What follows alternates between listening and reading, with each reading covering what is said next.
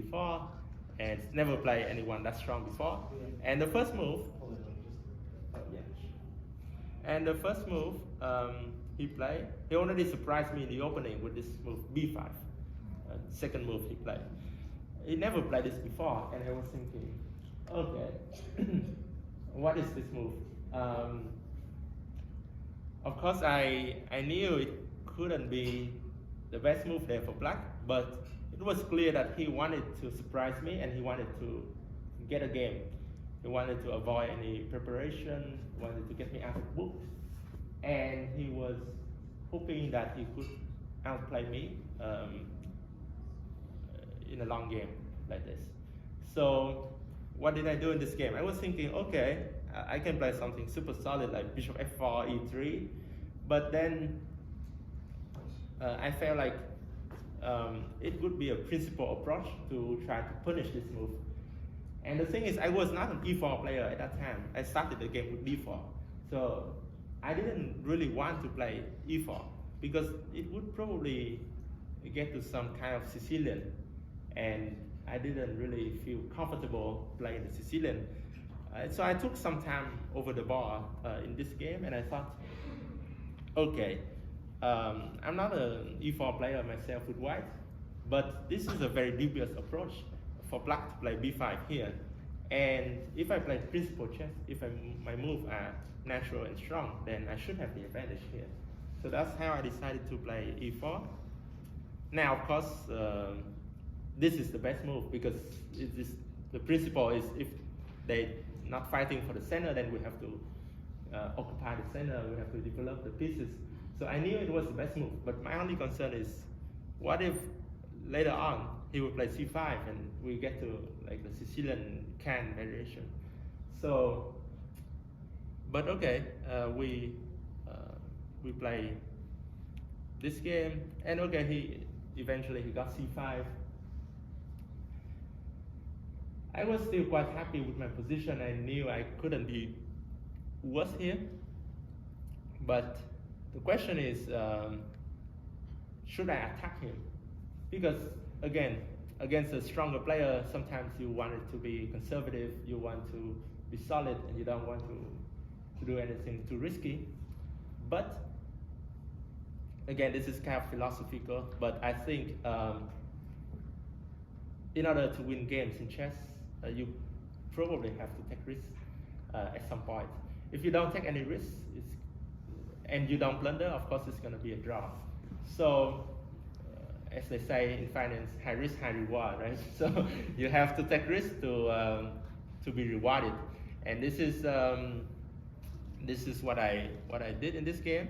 So I felt like, okay, I had to attack him. I had to create some complications here, and because I'm better developed here, I felt like the chances are good for me.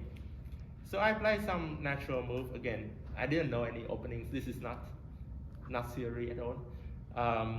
But I figured out I didn't do anything wrong with my position so far. I developed pieces. I didn't violate any principle. I didn't move the queen out too early and so on. So I thought this position cannot be bad for me. And clearly I had this weakness here on b4 that I was trying to attack. So I developed pieces. He also did the same. Now, this is a little unusual, but it came to me quite naturally because I thought I had to attack the pawn of b4, and if he played a5, then I would play c3, and then I would have the b5 square. So that's what happened. I played this, and here I think he missed this move completely, perhaps because he underestimated my ability, or maybe he overestimated his chances. So I think it's already difficult, but black probably has to take this pawn and probably go back here and defend a5. But I was already very happy with my position. I could have this square. I could probably bring the knight here, bring the rook here, and so on. Oh, maybe I also have this plan, knight d2, knight c4. But when he played this move, queen to b6, I think he completely missed this move, knight takes a5. And again, I saw that move almost instantly, but I took some time just to make sure that I didn't blunder anything. And I have to say that for him, this was probably a wrong approach already, because when a stronger player plays against a weaker player, what they want to do is that they want to get out of book early, force the other player to think early on, and they get a position that they like. They get a position that suits their style. It might be technical, it may be complicated. So my Medvedev is a more complicated player, but this position is basically just suffering for him the whole game. He didn't have any chance to complicate matters, so it was not great for me.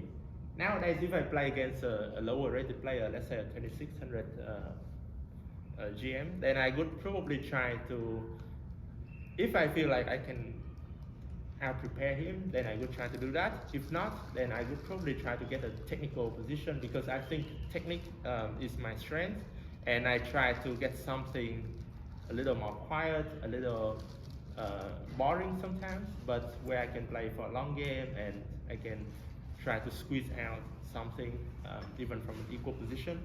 And this game, I think he just approached the game thinking that he could get out of the opening and then outplay his opponents from there. And he does that many times, not in this game, but he does that many times, so he definitely is good at that. But this game, I think he miscalculated this moment, and after this, I won a pawn. My conversion was not the best. I could have done better, but basically I got, this is almost by force. After knight takes a5, I got this position. I saw that I got the two pass pawns and the bishop pair, so I knew this has to be very good for me, but I couldn't calculate it to a forced win. I knew it was around probably very good for white, but it wasn't totally winning, and he found some good defense.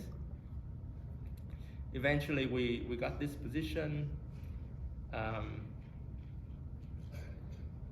Yeah, I think I had a win, a clear win somewhere here. Yes, if I'm not mistaken, I think the correct move here is rook a5, but I didn't see this move. The point of this move is that, first of all, black cannot take on b6, because if knight takes, rook b5 wins the knight. If rook takes, rook b5 and rook b8, we win as well. And what I did in the game was a little bit more concrete. I wanted to just go knight a5 and win the knight, but I should have, and this is another thing to note in your calculation. When you see a good move, you want to look for a better one.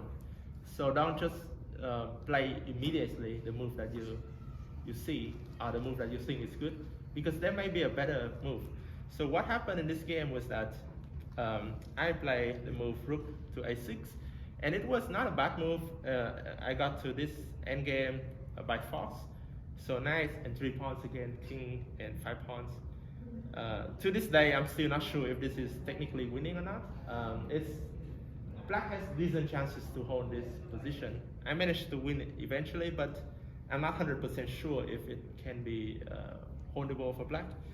But the other move which I failed to notice is that if I play rook a5 here, there's a big difference, because now if black plays the same thing, king e8, then I have rook takes d5, e takes d5, and if I'm not mistaken, it's king f1 here.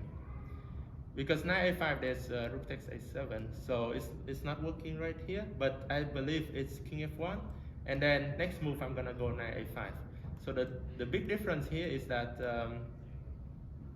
yeah, rook a7 doesn't work, you take, and king e2, and the pawn promotes, and if black takes on a7, or take on b6 here, this is a much better version than what I got in the game because the black pawns are double, and this is clearly winning for white. So there was a small detail there, which could have made the game, could have ended the game much faster and much cleaner. But I didn't see this move rook a5 because when I saw the move rook a6, I was so happy with it. I thought, okay, let me get this knight, and then I will win the game.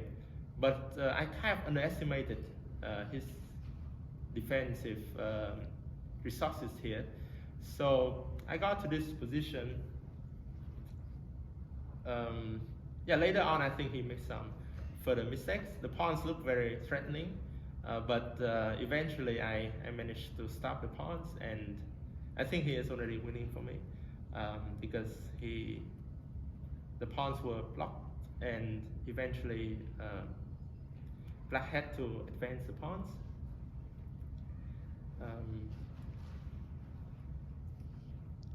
Yeah, and then I got some nice idea like knight b8, knight c6. If king c5, oh yeah, if e5, then I just go knight e5, knight d3, and I win. And here, yeah, then I go here and I win this pawn with a tempo. So yeah, eventually I won this game, and also I think I won the tournament eventually.